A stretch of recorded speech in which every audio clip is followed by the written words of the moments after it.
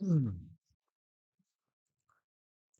Radha Madhava Kunjaviya Ji Radha Madhava Kunjaviya Ji Gopi Janavalabha Girivaradare Gopi Janavalabha Girivaradare Yashodanandana Brajajana Ranjana Yashodanandana Brajajana Ranjana Yamuna Tira Vanachare Yamuna Tira Vanachare Jaya Radha Madhava Kunja Vihare Radha Madhava Kunja Vihare Gopi Jana Vallabha Girivaradari Gopi Jana Vallabha Girivaradari Yashodanandana Brajajanaran Yashodanandana Brajajanaranjan Yamuna Tiravanachate Yamuna Tiravanachare Yamuna Tiravanachare Yamuna Tiravanachare Jaya Radha Madhava Kunja Bihari Radha Madhava Kunja Bihari Gopi Jana Vallabha Girivaradari Gopi Jana Vallabha Girivaradari Yashodanandana Brajajana Ranjan Yashoda Nandana Brajajana Ranjan Yamunatira Vanachari Yamunatira Vanachari Yamunatiravanachari Yamunatiravanachari Hare Krishna Hare Krishna Krishna Krishna Hare Hare Hare Rama Hare Rama Rama Rama Hare Hare Krishna Hare Krishna, Krishna Krishna, Hare Hare, Hare Rama, Hare Rama, Rama Rama, Hare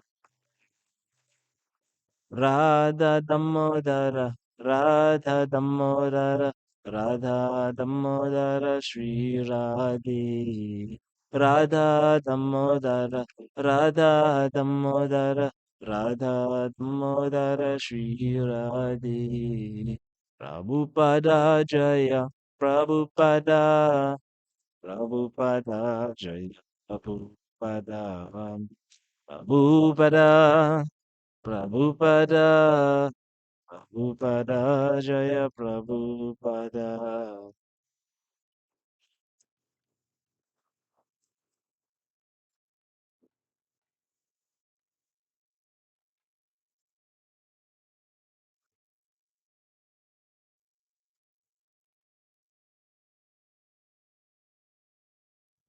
Om Namo Bhagavate Vasudevaya. Om Namo Bhagavate Vasudevaya. Om Namo Bhagavate Vasudevaya. Hare Krishna, dear devotees. Welcome to this morning Srimad Bhagavatam class. So we are reading from the fifth canto, The Creative Impetus, chapter 15, The Descendants of King Priyavrata. No, this is a description of Jambudvip. Text 2 and 3. 2 doesn't have a purport, 3 does.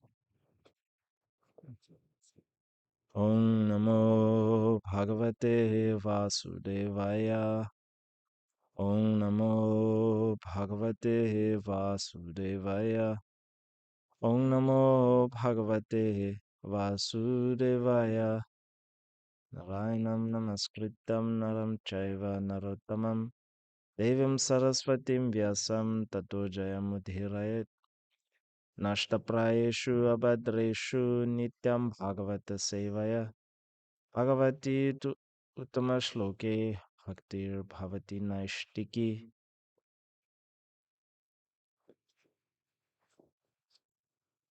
Tatrapita Priyavrita Rata Charana Parikatai Sapta Bhi Sapta Sindhava Upakliptayata Etasyaha Sapta Dvipa Vishesha Vikalpas Tvaya Bhagavan Kalu Suchita Eta Eva Kilam Ahamanato Lakshanatas Cha Sarvam Vijnanasami. The translation. My dear Lord, the rolling wheels of Maharaj Priyavrata's chariot created 7 ditches in which the 7 oceans came into existence. Because of these 7 oceans, Bhumandala is divided into 7 islands. You have given a very general description of their measurement, names, and characteristics. Now, I wish to know of them in detail. Kindly fulfill my desire. Text 3. Bhagavato gunamaye stula rupa aveshitam mano hyagunepi sukshmat sukshmatam sukshmatama atma jyotishi pare brahmani bhagavat vasudeva kaye devake shamam aveshtum tad u haitad guru prihasyanuvarnayitum iti bhagavataha of the Supreme Personality of Godhead. Guna maye unto the external features, consisting of the 3 modes of material nature. Stula rupe, the gross form.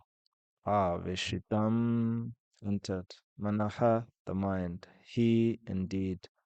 Agune, transcendental. Api, although. Shuk, matame, in his smaller form as Paramatma within the heart. Atma Jyotishihi, who is full of Brahman effulgence. Pare, the Supreme. Brahmani, spiritual entity. Bhagavati, the Supreme Personality of Godhead. Vasudeva, Ake, known as Bhagavan Vasudeva. Shamam, suitable. Aveshitum, to absorb. That. Ha, indeed. Etat, this. Guru, O my dear spiritual master. Arhasi anuvarna yitum, please describe factually. Iti, thus. Translation. When the mind is fixed upon the Supreme Personality of Godhead in his external feature made of the material modes of nature, the gross universal form, it is brought to the platform of pure goodness. In that transcendental position, one can understand the Supreme Personality of Godhead, Vasudeva, who, in his subtler form, is self-effulgent and beyond the modes of nature. O my Lord, please describe vividly how that form, which covers the entire universe, is perceived. Purport. Maharaj Parikshit had already been advised by his spiritual master, Shukadev Goswami, to think of the universal form of the Lord, and therefore, following the advice of his spiritual master, he continuously thought of that form. The universal form is certainly material, but because everything is an expansion of the energy of the Supreme Personality of Godhead, ultimately nothing is material. Therefore, Parikshit Maharaj's mind was saturated with spiritual consciousness. Srila Rupa Goswami has stated, Prapanchikataya bhudhya hari sambandhi vastunaha mumukshubhi parityago vairagyam phalgu katyate. Everything, even that which is material, is connected with the Supreme Personality of Godhead. Therefore, everything should be engaged in the service of the Lord. Srila Bhaktisiddhanta Saraswati Thakur translates this verse as follows. Hari Sevaya Ya Hari Sevaya Yaha Haya Anupula Vishaya Baliya Tahara Tyage Haya Bhula. One should not give up anything connected with the Supreme Personality of Godhead, thinking it material or enjoyable for the material senses. Unquote. Even the senses, when purified, are spiritual. When Maharaj Parikshit was thinking of the universal form of the Lord, his mind was certainly situated on the transcendental platform. Therefore, although he might not have had any reason to be concerned with detailed information of the universe, he was thinking of it in relationship with the Supreme Lord, and therefore such geographical knowledge was not material but transcendental. Elsewhere in Srimad Bhagavatam 1.5.20, Narada Muni has said, Idam hi Vishwam Bhagavan Nivetaraha. The entire universe is also the Supreme Personality of Godhead, although it appears different from him. Therefore, although Parikshit Maharaj had no need for geographical knowledge of this universe, that knowledge was also spiritual and transcendental because he was thinking of the entire universe as an expansion of the energy of the Lord. In our preaching work also, we deal with so much property, money, and so many books bought and sold. But because these dealings all pertain to the Krishna consciousness movement, they should never be considered material. That one is absorbed in thoughts of such management does not mean that he is outside of Krishna consciousness. If one rigidly observes the regulative principles of chanting 16 rounds of the Maha Mantra every day, his dealings with the material world for the sake of spreading the Krishna consciousness movement are not different from the spiritual cultivation of Krishna consciousness. Om Jnana Timirandasya Gyananjana Shalakaya Chakshu Unmilitan Yena Tasmai Sri Gurave Namaha. Namo Om Vishnu Padaya Krishna Prashtaya Bhutale Shumate Bhakti Vedanta Swamini Iti Namine Namaste Saraswati Devi Gauravani Pracharine Nirvishesha Shunyavadi Paschatya Deshatarine Jai Shri Krishna Chaitanya Prabhu Nityananda Shri Advaita Gadadhara Shivasari Gauravakta Vrinda Hare Krishna Krishna Krishna Hare Hare Hare Rama Rama Rama Hare Hare. When the mind is fixed upon the Supreme Personality of Godhead in his external feature, made of the material modes of nature, the gross universal form, it is brought to the platform of pure goodness. In that transcendental position, one can understand the Supreme Personality of Godhead, Vasudeva, who, in its subtler form, is self-effulgent and beyond the modes of nature. O my Lord, please describe vividly how that form, which covers the entire universe, is perceived.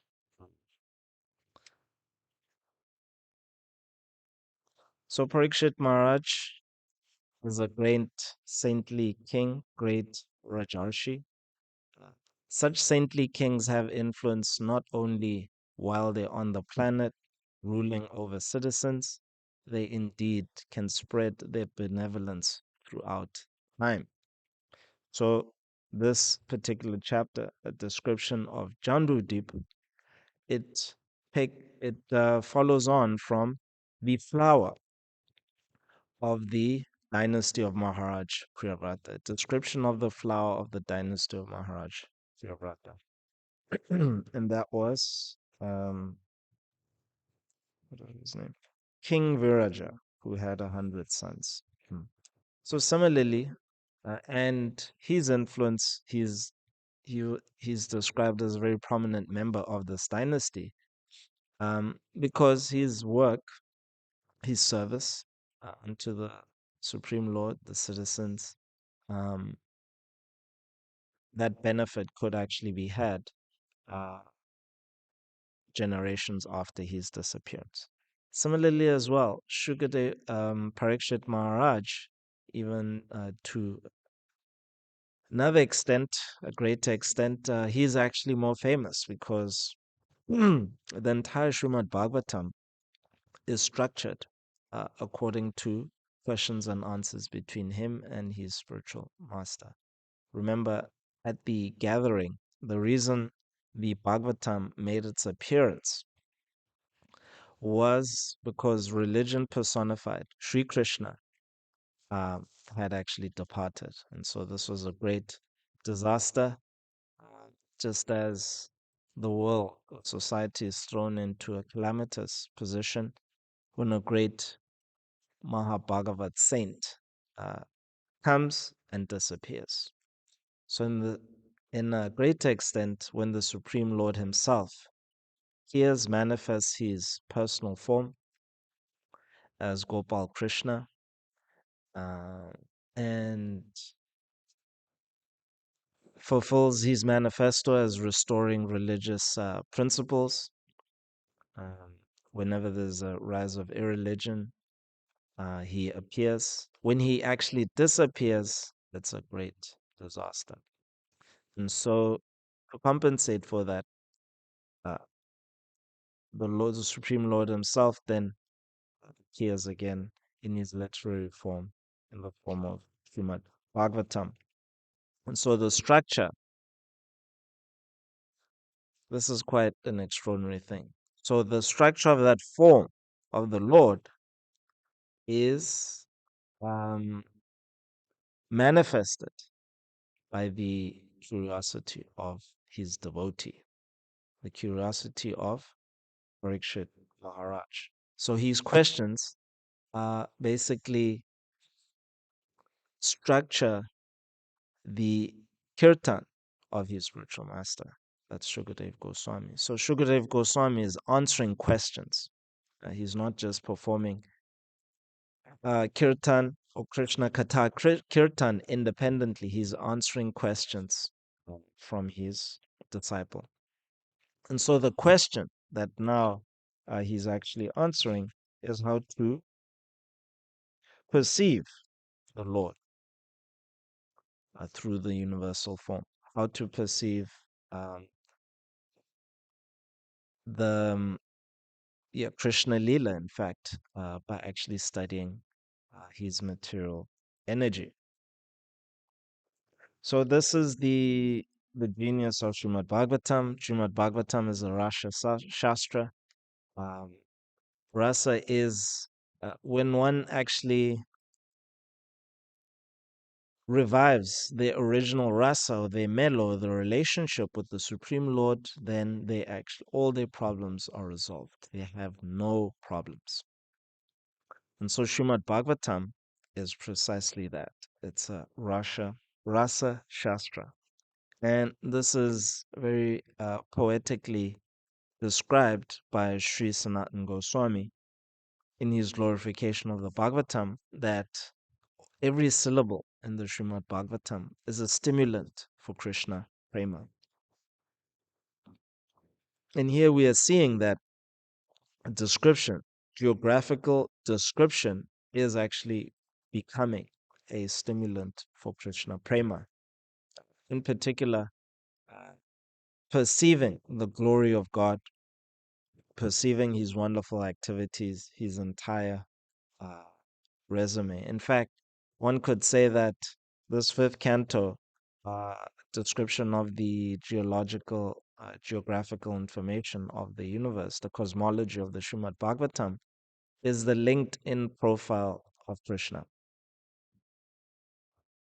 So if you look at people's, resume online, they went to school for these many years and then they did higher education and then they came out with this degree and then they worked for such an employer and this is what they did when they were with this employer. And then it just lists, their different why all the different titles and letters behind their name are substantiated by their activities. In the same way, Uttama Shloka, one who is praised by great poetry, great verses. Um, Indeed, every the superlative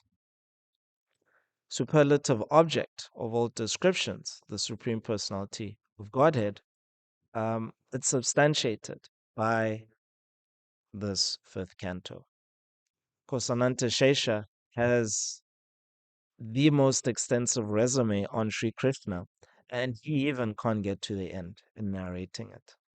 But here on this earth planet, we have 18,000 verses in the form of Srimad Bhagavatam, which basically describe the resume. Taraka Prabhu was very nicely describing yesterday in his in the question and answers class that by understanding the activities of someone, then you actually get an idea of who they are. So there's the appreciating the glory of God. So a lot of scriptures of the world, they don't have as much information about the glory of God. Excuse me. About the glory of God as the Srimad Bhagavatam, detailed cosmology. Typically, they leave it, uh, the scientists fill that gap in the Judeo Christian world. And there's been many theistic scientists who've performed their science just for elucidating and enunciating, elaborating on the glory of God. But of course, there was a great intellectual war, um, and atheistic scientists came out on top. And they basically, the old universities that were established for and run by, the church have now been taken over by atheism. Mm.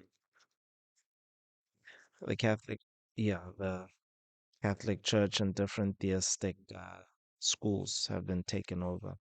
In any case, um, that's really why they're there. So the Srimad Bhagavatam, a separate endeavor isn't required. The resume, substantial resume of the Supreme Lord is there, and therefore it stimulates this Shanta Rasa. So this, it's a neutral. It's basically there's no physical interaction with the object of love. However, the glory of the Lord keeps the form of the Lord in focus. So here, what Shukadev Goswami says is that one can understand the Supreme Personality of Godhead Vasudeva, who in his subtler form is self-effulgent and beyond the modes of nature. Um, So basically, the mind comes to the platform of pure goodness or this Vashuddha Sattva by meditating on the universal form, which, as Prabhupada says, is undoubtedly material. But um, because you know where it comes from, that energy, you are you're educated, you're sufficiently educated to know that this energy comes from a person. That meditation, that detailed information basically focuses, um, it stimulates the mind in dharana. So in yoga, there's different steps. There's after there's pratyahara, withdrawal of the senses, and then basically there's no more material input into the mind. So now you've been purified of many unwanted things, and there's no more material input into the mind. And so you then enter a stage called dharana, which is concentration. So if anyone, if you have like a camera with a lens, nowadays a lot of cameras have autofocus, but the professional photographers, they know like to actually get the best pictures. Um, yeah, if you should actually use manual focus. You can focus on different objects in a scene. Autofocus, sometimes it doesn't really get you to focus on what you want. But yeah, these cameras are pretty advanced. Even like, you just touch mm, with the touch screen, even on your phone, you can focus on different objects in a scene to different depths. In any case, that's really how it works, is that this dharana is that you have so much of knowledge about the universal form, and then the depth of it, you basically are focusing to different depths in that knowledge, and you're really, and that focus culminates in you actually seeing the super soul, who is pure goodness. His form is Vishuddha Sattva, is completely pure. And the Bhagavad Gita, it then um,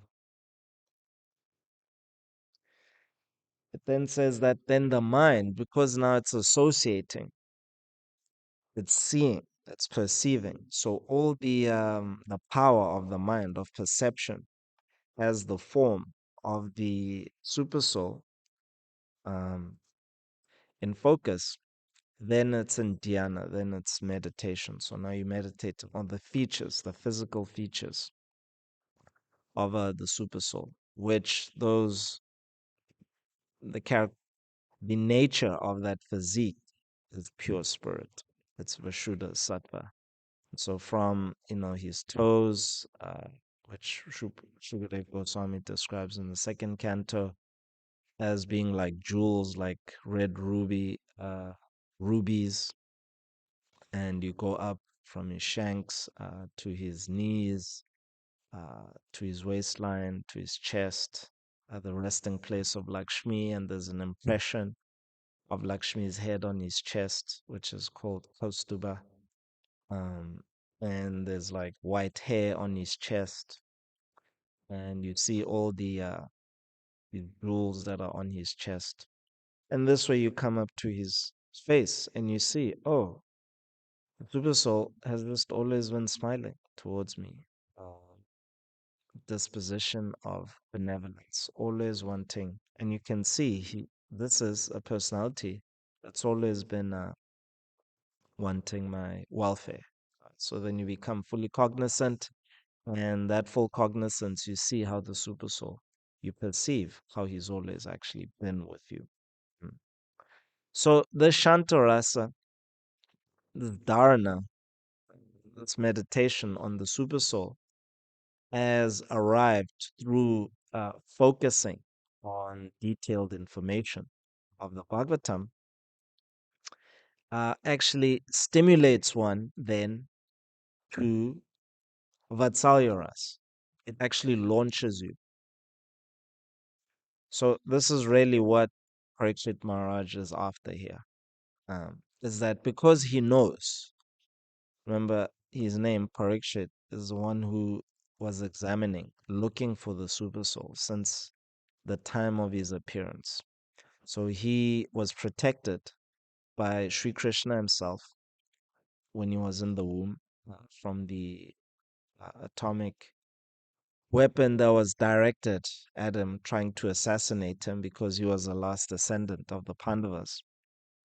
And Sri Krishna himself uh, went went into the womb of his mother as using the agency of the super soul. Uh, anyway, okay, I'm not really sure about the mechanics. I don't want to speculate too much, but in any case, Krishna, because being the source of all incarnations, that power of being greater than the greatest and smaller than the smallest, Krishna can do that at will. And so he went into the womb and he actually protected the embryo, Parikshit Maharaj. And so Parikshit Maharaj had this wonderful darshan and he was protected by the Supreme Lord himself in the womb.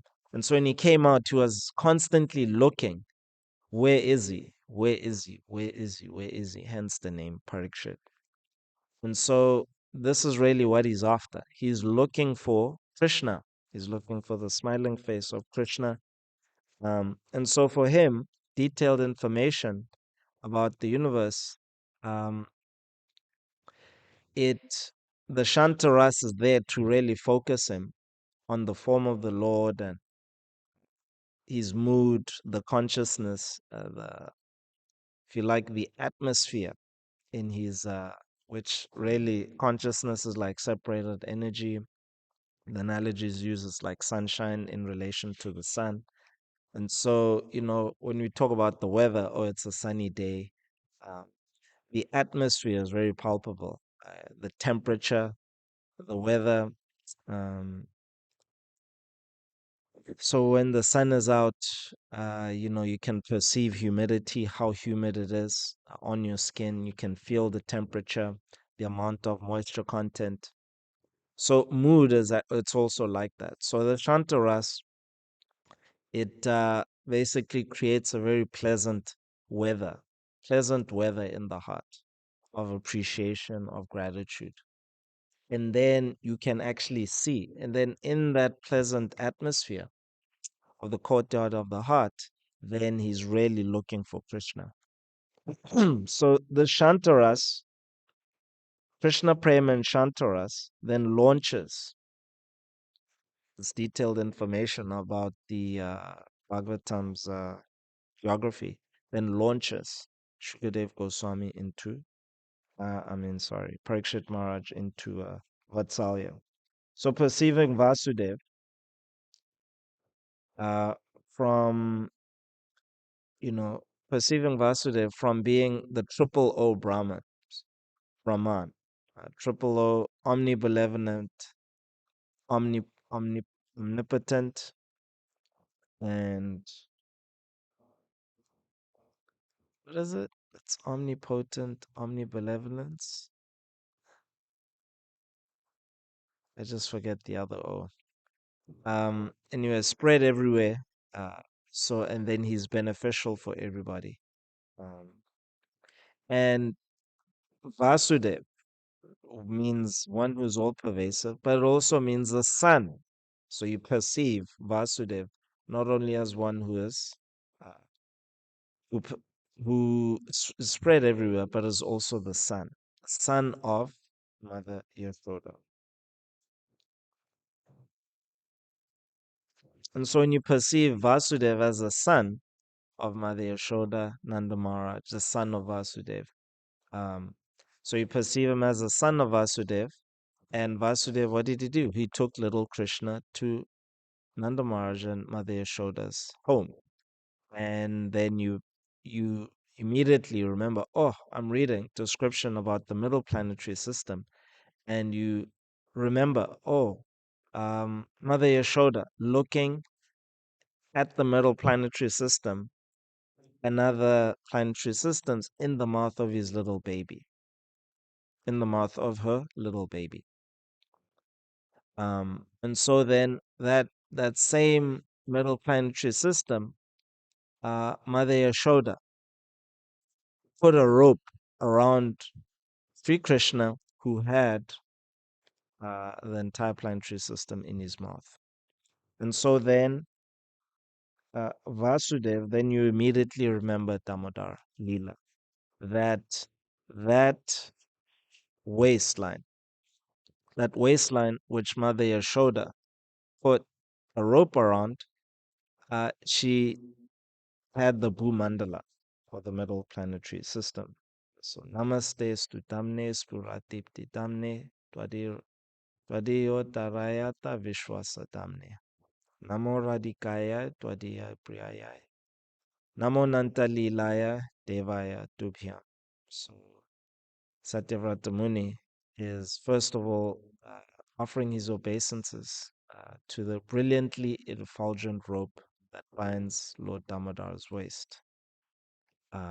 He then offers his obeisances to the waist of Damodar, and then he bows down to Srimati Radharani, um, who is the source of these, who is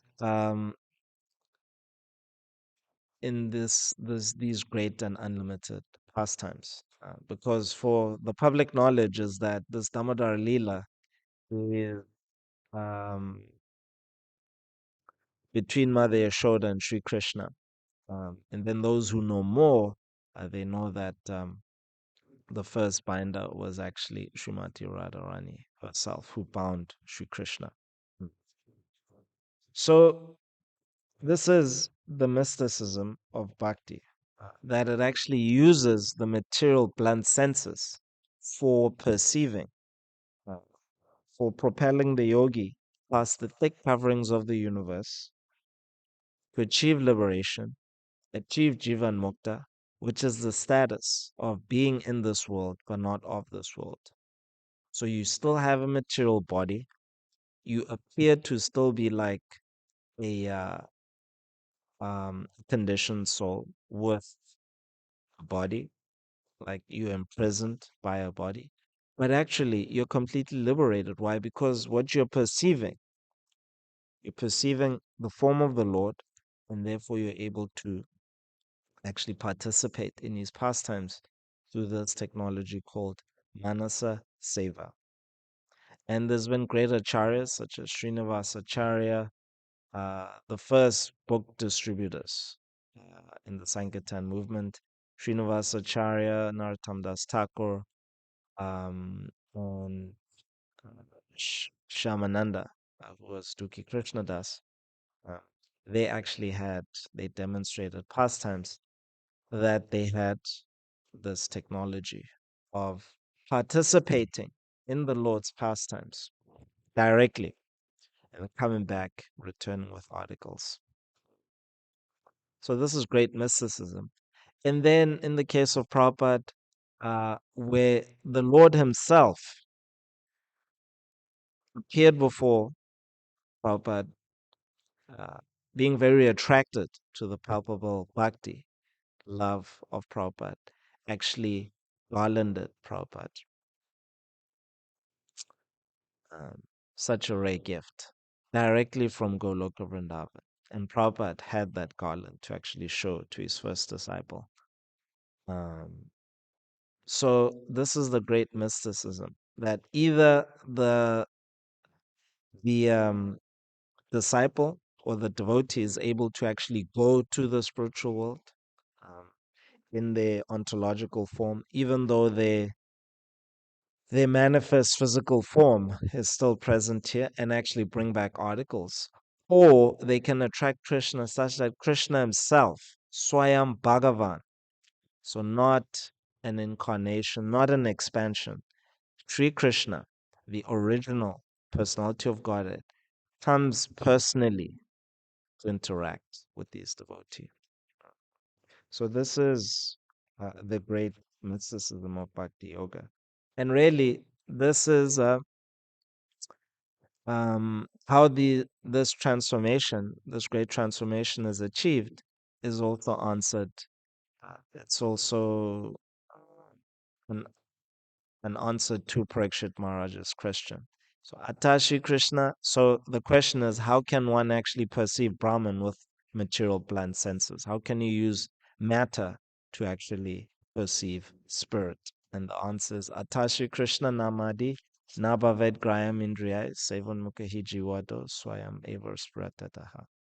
So this is really Parikshit Maharaj has explained it in this verse. How it happens is that um, you you meditate. So here is that meditating on the external feature of the Lord, which is undoubtedly material, the mind, because you know this matters in relation to the Supreme Lord, um, the mind is actually brought to the platform of pure goodness because the form of the Lord is pure goodness. This is also answered by Krishna himself as well. In the fourth chapter of the Bhagavad Gita, Gita Jayanti is coming up. A person who is fully absorbed in Krishna consciousness is sure to attain the spiritual kingdom because of his full contribution to spiritual activities in which the consummation is absolute and that which is offered is of the same spiritual nature. Hmm. So, so when you offer Boga, it becomes Krishna Prasadam. This is the life. This mysticism is the life of all sadhakas, transformation of Boga into spirit, offering your words, which are material sound vibration, in glorification of the Lord. They become purely spiritual and they basically penetrate people's hearts. And the ontological form of the living entity actually perceives that because it's pure spirit. So it agitates them. And in this way, they begin to dance in the kirtan. So, so Shukadev Goswami, Parikshit Maharaj wants to know in detail these description of the waistline of the Lord. Uh, so the original waistline of the Lord is known by Mother Yasoda, and Mother Yasoda bound that waistline. However, the Lord, as we said, to actually help us give us information and objects so that we can remember that ontological waistline, original waistline of the Lord. We can study Bhumandala, which, according to the structure of the Bhagavatam, this is the fifth canto is the waist of the Lord. So it's the middle, and then when you get to the 10th canto, it's the face of the Lord. So um,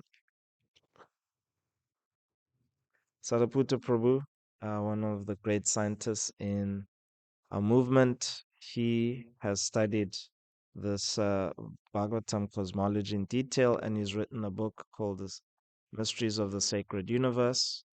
And one of the details is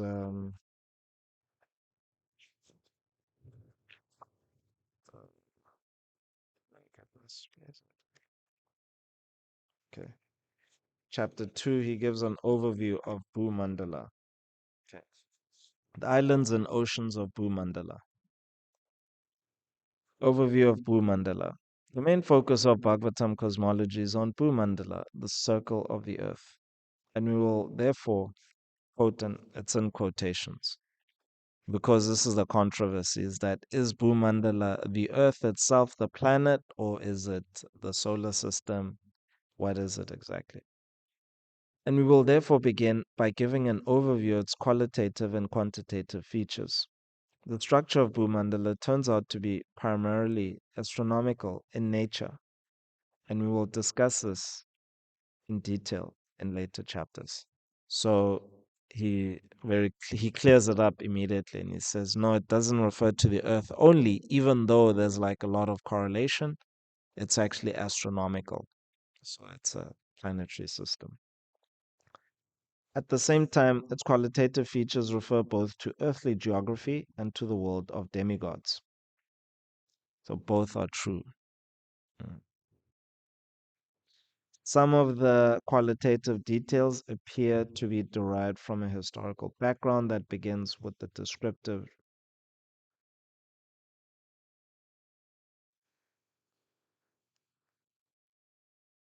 Some of the qualitative details appear to be derived from a historical background that begins with the descriptive geography of India and adjoining parts of Asia.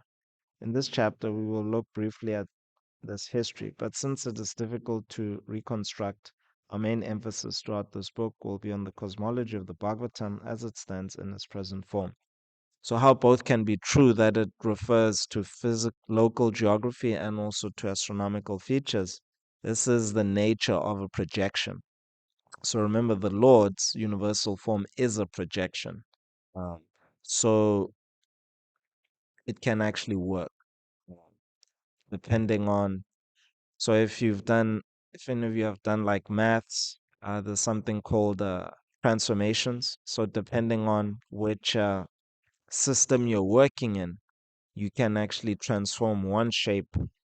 Work in this system, it'll look like a circle. Then, if you transform it to another coordinate system, it'll look like a wing, for example, the profile of a wing. Um, it just depends on, you can transform, project different things. Uh, your everyday experience is like a shadow. Your shadow, depending on the angle of the sun, um, the shape of your shadow changes accordingly. It can be like a circle right at the base of your feet, and then it can actually also get elongated in that way. But it's still a projection of the same form, the shadow. Mm. Bhumandala is a disk that bisects the sphere of the Brahmanda, the Puranic universe, and it has the same diameter as the sphere. The most noteworthy feature of Bhumandala is that it is described in the Bhagavatam and other Puranas in geographical terms. The central region of Bhumandala is divided into 7 annular or ring-shaped islands and oceans, which alternate, forming a bullseye pattern. So this is what Shukadev Parikshit Maharaj was saying in verse 2 of this chapter. And this was actually created by Priyavrata Maharaj. Quite extraordinary, really. Here, the Sanskrit word for island is Dwipa, which literally means two waters. This term is appropriate since most of the Dwipas are rings with an ocean on the inside and on the outside. The 7 Dwipas and oceans are collectively called Saptadvipa, and they are surrounded by 3 larger ring-shaped regions which extend out to the edge of Bhumandala.